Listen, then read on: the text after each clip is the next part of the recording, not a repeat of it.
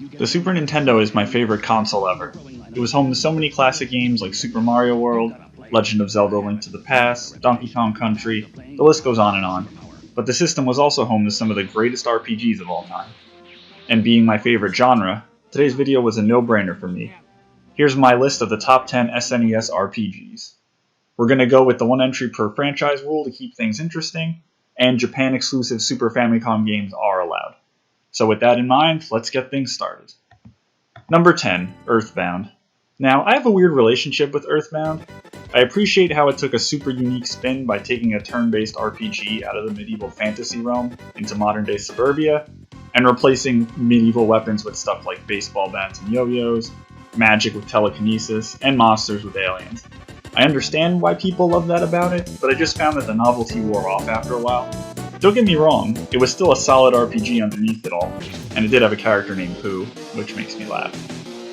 However, I'm struggling to rank it any higher on the list. Number 9, Dragon Quest V. Dragon Quest is a series that eluded the West, but it is nonetheless a solid RPG that you don't want to pass up. While we were deprived of the original here in the US, it was eventually remade on the PS2 and Nintendo DS. Even though the gameplay is reminiscent of its peers such as Final Fantasy, it does separate itself from the pack with two unique things: the ability to collect monsters to fight alongside you a la Pokemon, and the story taking place across generations. It starts from the player's childhood, then to their teenage years, until finally they're able to get married and father new playable characters, enabling you to fight alongside your wife and children against the forces of evil. After all, the family that slays together stays together. Number 8, Lufia 2: Rise of the Sinistrals. Lufia 2 was actually a prequel to the first game, with the end of this entry being the same as that game's prologue. It was your standard turn-based RPG, but it put more emphasis on out-of-battle exploration and puzzle solving, reminiscent of Link to the Past or Illusion of Gaia, more so than its peers. The revolving cast of relatable characters certainly makes the story engaging, and the soundtrack is top-notch. The only thing keeping it lower on the list is it's pretty linear compared to some of our other entries. Number 7, Ogre Battle: March of the Black Queen. This game is unique in that it injected RTS-style movement into an RPG. You selected units and chose their destinations, and they would automatically move there and fight any enemies in their path. You could capture or liberate cities to heal your units, shop for items, meet new characters, and even affect the story's outcome. Even though it has an RTS-style navigation and combat, you could still level up your units and change their classes and gears, which keeps it in the RPG realm as far as I'm concerned. Number 6, Secret of Mana. Secret of Mana was unique in that it didn't use a turn-based battle system, but a real-time one, where you would give commands to whichever of the 3 party members you controlled once their energy meter built up, while the other 2 were AI controlled. However, it also lets you and 2 friends each control a character with the SNES multitap. Bet you didn't even know that existed. I didn't. The plot is fairly generic, which kinda holds it back from placing higher, but it's still a solid RPG. Number 5, Tales of Phantasia. Another one only released in Japan, so I guess technically it's a Super Famicom title. But this game was unique in that the battle system was not only real-time, but battles took place on a 2D plane, as opposed to the overhead style in Secret of Mana.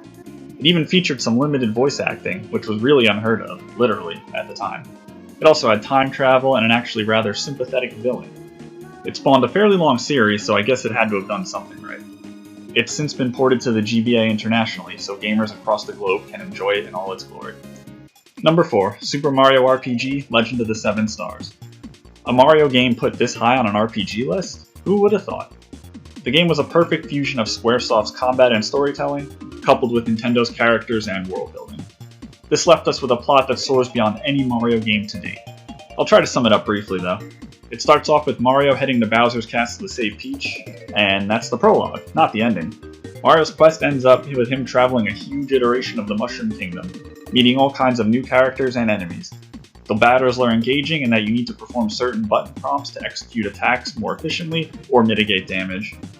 While it may be a bit watered down compared to some of the other entries on this list to allow for accessibility, it's still a rock-solid entry on the SNES. Number 3, Star Ocean. Another Japan-only release, it featured an overhead real-time battle system, which was a very unique concept at the time. It started off as a standard medieval-era game, when suddenly 2 people from space show up. It turns out that the entire game takes place in the distant future, where humanity has mastered space travel and discovered other worlds. some of which are underdeveloped, such as the planet Roach, where the game is mostly set. The game notably lacks a scaled back overworld map, so you have to walk from place to place and screen to screen like a Zelda game. It also has an in-depth crafting system. Each character has their own natural affinity towards different crafting skills like smithing or alchemy, which can be leveled up to enable you to make better stuff, from swords to potions to grenades. There's also an affection system where certain actions and dialogue choices affect the in-game cutscenes and the endings you receive. An updated international port is currently up for grabs on the PSP and PS4, so check it out if you're an RPG fan. Number 2, Chrono Trigger. Bring on the hate for this not being number 1. Although I still think it's an amazing game, it wove time travel into the plot nearly flawlessly, which is something that's hard to accomplish in any sort of medium. The battle system lacked transitions, which was cool, taking place right where you encountered an enemy. The characters are unique. What other game can you have an anthropomorphic frog and a robot in your party? The music and graphics are really something special, and this game really deserves all the praise it gets. Number 1, the only game not mentioned yet, and quite possibly one of my favorite games of all time, period. Final Fantasy VI, aka 3 in the US. In my opinion, is the pinnacle of SNES RPGs, and perhaps the series. Unpopular opinion, I thought it was better than FF7. I don't know where to start without ruining too much of the experience for those who haven't played it yet, but just wow. I can start off with the story, which is unique in that it possesses an ensemble cast. Although many people, including Square's, knee-jerk reaction is to choose Terra, the case can be made for Celeste, Locke, or even Edgar.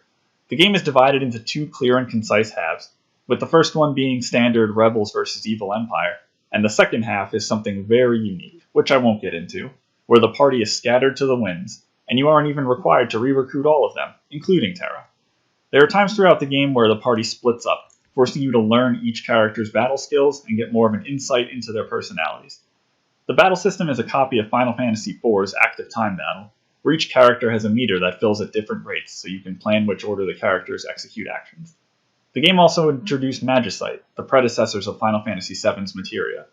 It allows any character to learn any spell, while modifying stat increases received upon leveling up, allowing a level of customization not seen out of it since. So there you go, my personally curated list of the 10 best RPGs of the Super Nintendo. It was certainly a challenge, especially which ones I was forced to cut. I know I left some really good ones behind, and I know most of you may rank these entries in a different order. Feel free to do so. I love hearing about other people's favorite games. That's all for now. Thanks for watching.